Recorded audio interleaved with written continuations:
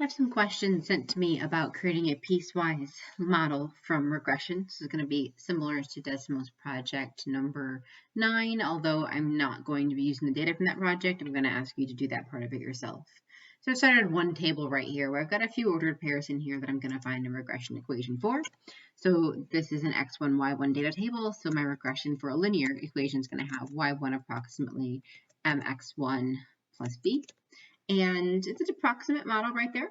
Now, I'm going to regraph this one because I know that I want to shorten it so it graphs only over this segment. So in this particular one, I can see the parameters down here. My parameter for m is 2.5.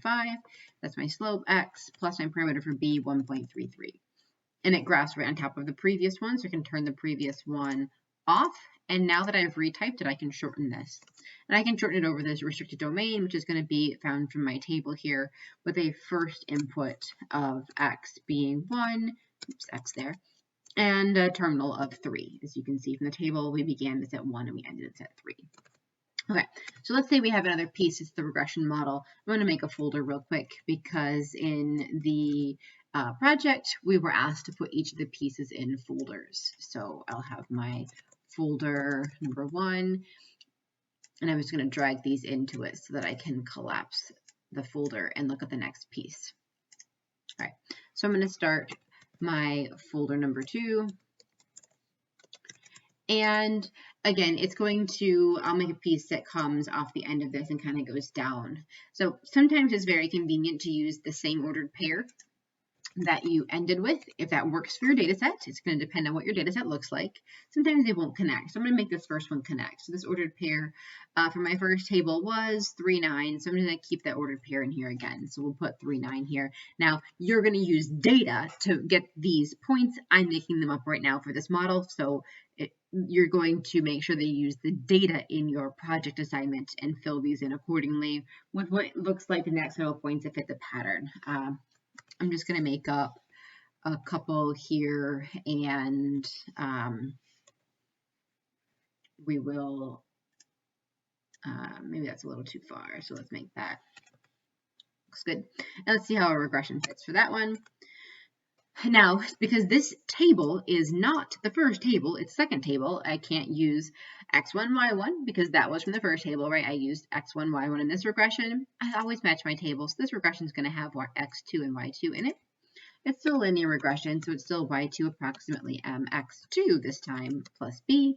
And I can see my parameters down here. And so, oops, I'm going to put that in the folder. So I'm going to enter. And I got y equals about negative 0.643 x plus a b value of 10.643. Okay, and so again, you should be able to see, yep, it's right on top of the other line. We can turn the regression line off, and again, we can use a restricted domain to shorten this up. And this went between input values of 3 and 9. It's important that we do not restart our starting value when we get to the next segment of our piecewise function, but that we continue on and are counting from it so that we can see our functions connecting there nicely. Okay, so that would be a decent fit. It's a 0.98 our value, negative correlation right there. So decent fit, close to 1. All right, and again, I'm making these up, so I'm kind of making them on purpose to be kind of nice, but they're not all going to be super fantastic. They're not one themselves. So I'll just add one more piece. Let's say our data turns around and goes up again here. And again, your next piecewise segment, I'm going to make myself a table. And let's say that this one's not going to quite connect. So I might have another data point here that is, so this one was a 9.5.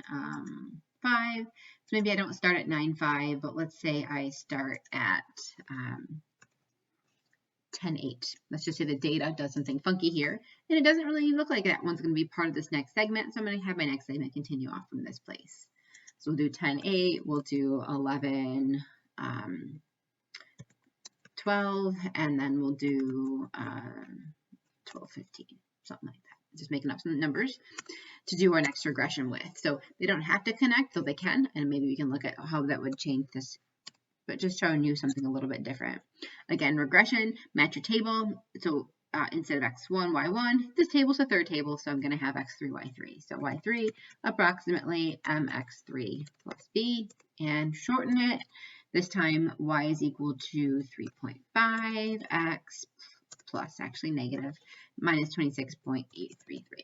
Now, some of the equations are going to be more than 3 points. You won't just use 3, but when I'm making my example, I'm making it easy for myself.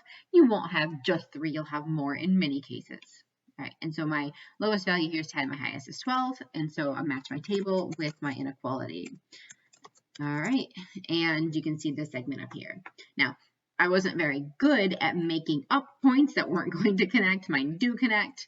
If I don't want to connect, I could change my stuff I made up right here. But it's just trying to show you that it's possible they would connect nicely. It's also possible they won't, depending on how the shape is. If I want this one to look a little more like it shouldn't connect, maybe I should have changed it to be like a decreasing pattern. Maybe I should have changed it to be something like this. And I'm going to change the pattern here to match. Again, you can still see that it's still strong correlation. I'm just making up numbers here. But visually, if I change my model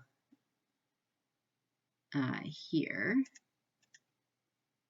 oh, it's supposed to be addition now. There we go. I can see where there's probably a case now for a reason why I might not want to connect these. When I did increasing, it kind of looked like they should have connected. So I'm just fixing it to show, yeah, these ones look like they should connect and use the same point twice. But maybe if these are the next level points, it looks like they really should be connected separately from this point. It's not going to fit the pattern with those 3. So they don't have to connect. They can connect. It's going to depend on how well they kind of converge in each other. So if you look at these without the lines, if you're looking at your data set without the curves, you can make a determination for yourself about where you think you can make a group. Like this is a group where they have the same kind of pattern. That's a group where they have the same kind of pattern. And maybe this is a group where they have the same kind of pattern. All right. And again, like I was mentioning over here, it looks blue right now, identified with this group, but this point is both blue and green because it was used in the first one and the second one. So border values can be used twice. All right. So I hope that helps get you started on Project 9. I'm not using the actual data from Project 9, just trying to get you a sense for how to do the regression once you identify for yourself what points are going to be in it. You will take those points, you will modify their x coordinates so that they're counting years since. You want to always count since the first value so they count up consecutively from that one. You want to see your points spread out just as you look on the project and then get your regression segments.